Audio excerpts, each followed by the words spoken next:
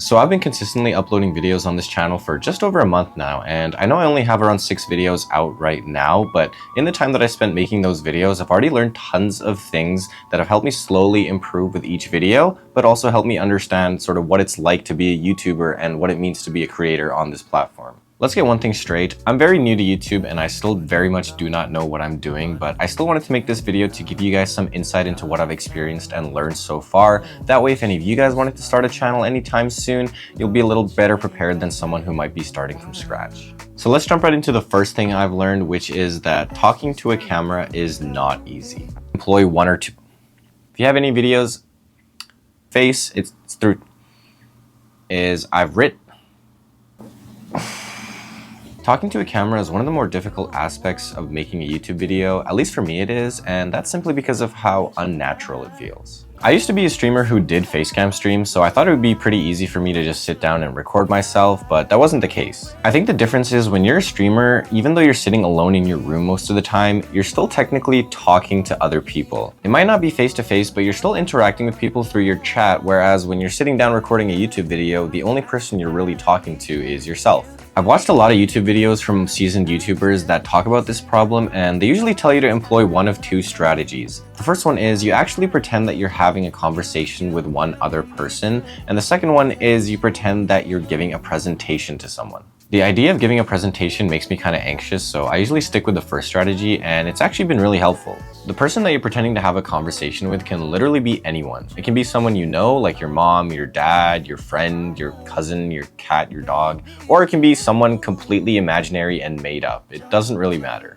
As long as you have a clear image in your head of who you'd be having that conversation with, and you can see yourself talking to them about the topics that you're discussing in your video, I find that it really helps to make my voice sound more natural and just makes it feel less awkward sitting down talking to a camera.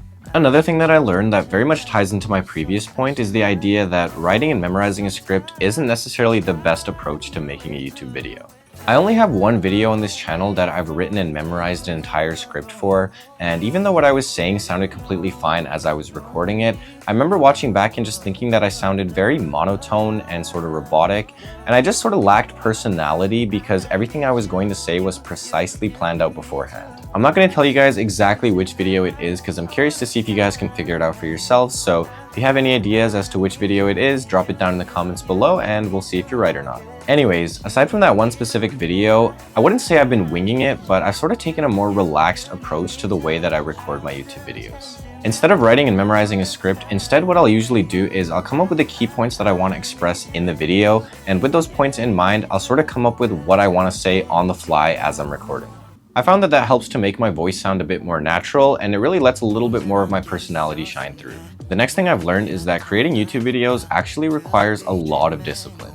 Just like with any other endeavor in life, it's really difficult to stay consistent in terms of frequency and quality of your uploads, especially if you're trying to balance YouTube with other things like school or work. For me, I equate it to something like going to the gym, because going to the gym also requires a lot more discipline and consistency.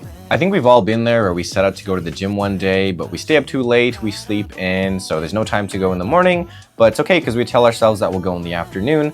Then we go about our day, we come home from school or work or whatever it may be, and we do other random stuff, and all of a sudden it's 9, 10, 11 p.m. and it's too late to go to the gym. But it's still okay because we'll tell ourselves that we'll go to the gym the next morning, and the cycle sort of repeats itself. So in that same way, staying consistent with your content and being disciplined with uploading your videos is something that's just really easy to not do. I think for me, I've always wanted to be a YouTuber for the longest time, so that sort of helps with motivation and discipline, but I'm also an engineering student and we're known to be chronic procrastinators, so there's definitely been cases where I've had lots of time to record a video, but I've pushed it to the last minute, and the quality of the video has definitely diminished because of that. So yeah, if you plan on starting a YouTube channel anytime soon, try your best to stay consistent and disciplined. It's definitely one of the more difficult things to do, especially early on when you're not really getting too many views or subscribers or really any feedback at all on your videos, but it's a very long process and I think it's worth it to stick it out because, in my opinion, consistency gets rewarded in all aspects of life. Now, the next thing I've learned is that it's really important to write all your ideas down. It's sort of cliche to say, but inspiration can strike at any point in time. So when an idea pops into your head, or if you're feeling inspired by something you see, write down everything that you're thinking in that moment. It doesn't even have to be a complete idea. Even any random thoughts, I would suggest writing everything down. In my case, my notes app on my phone is literally filled with tons of different fragmented ideas for videos, and I've already used a good amount of them, but even if I didn't use any of them, I would rather have the ideas ready to go and never use them than have a great idea and forget about it later on because I didn't write it down. The next thing I've learned is that you should make content that you can actually see yourself watching. If you're not able to sit down and watch your entire video while remaining engaged, then there's a good chance that no one else will be able to either. For me, there's already been a good amount of times where I've put together an entire YouTube video and I sat down to watch the finished product and I was bored. I still uploaded those videos, one, because I didn't want to waste content, and two, because I understand that I'm very new to this and the level of my content isn't nearly going to be on the same level as the content of people who've been doing this for a very long time. With that being said, I've definitely started to focus a lot more on creating content that I would want to watch, and that's definitely helped me in terms of giving me more motivation to put more effort into my videos, as I'm now also a consumer of them. That leads me into the next thing that I've learned, which is that editing is actually extremely important. In my opinion, editing is sort of like the glue or the final piece of the puzzle in the process of video creation, because it allows you to creatively express so much more in terms of timing and emotion and storytelling that you normally wouldn't be able to express with just yourself and the camera. You can add music and sound effects and transitions and images and text and a whole bunch of other things that can really increase the production value of your video.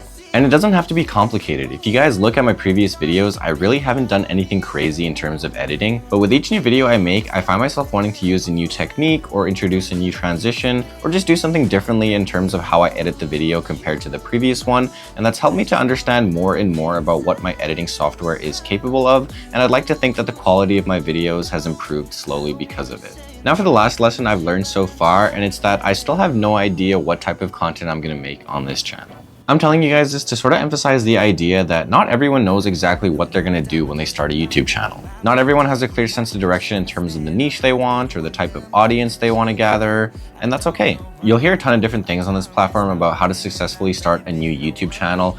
On one hand, people will tell you that when you start out, you need to niche down right away and figure out exactly what type of content you want to make. And once you do that, you need to niche down even further to make sure that you're targeting a very specific audience. On the other hand, people will tell you that quantity is much important than quality when you're starting out, and you should really just focus on putting out as much content as you can. Over time, you'll naturally figure out what type of content you enjoy making and what type of content does well on your channel. And I believe in that philosophy a lot more. Now, this isn't based on any actual statistics, but from my experience, I found that the people who preach the second philosophy tend to have more successful YouTube channels than the people that preach the first. But even that aside, I like the second philosophy a lot because it gives you more freedom and lets you take a little bit more of a relaxed approach when it comes to starting a YouTube channel. At the end of the day, YouTube is supposed to be fun and enjoyable, and I think trying to have everything figured out right from the start might make things a little too stressful for some people. So I mean, yeah, if you've watched any of the other videos on my channel, you can tell that there's really not a sense of direction. I've made educational videos, I've made travel videos, I've made vlogs, I've made unboxings. Things are kind of just all over the place, and they're going to continue to be all over the place for a little while. I still don't really know where I want to go with this channel, but I'm okay with that because I understand that I'm still very early on in my YouTube career, and I have confidence that as time goes by, things will start to work themselves out. But yeah, this was just a quick little video to summarize the things I've learned in the short amount of time I've spent making videos. I made this video not only to give you guys some insight that might be helpful to you, but also for myself to document and track my progress and growth as a creator. Hopefully later on down the line, I can come back and watch this video and see how much I've improved and learned as a creator compared to where I am right now. But yeah, if you guys liked the video, I would really appreciate it if you dropped a like and subscribe to the channel if you're not already. Thank you so much for watching till the end, and I'll catch you guys in the next one. Peace.